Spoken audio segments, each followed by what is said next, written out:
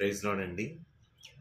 పాత నిబంధనలో లాబాను యొక్క జీవితాన్ని మనం గమనిస్తే, లాబాను యాకోబుని కొలువు చేయించాడు.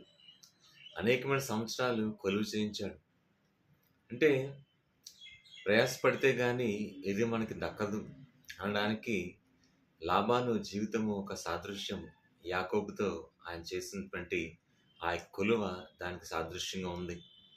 అందుకనే అనేకమైన సంవత్సరాలు రేచల్ కోసం, రాహేలు కోసం కష్టపడి, ప్రయాసపడి తనని సంపాదించుకున్నాడు.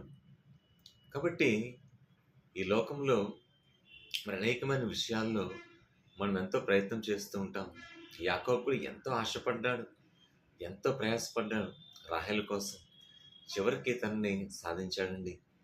అలాగే ఆత్మీయ విషయంలో కూడా మరి ఆత్మీయ స్థితిలో దేవుని వేడుకుంటే, ప్రయాసపడితే దేవుడు గొప్ప నడిపింపిస్తారు. ఆమేన్.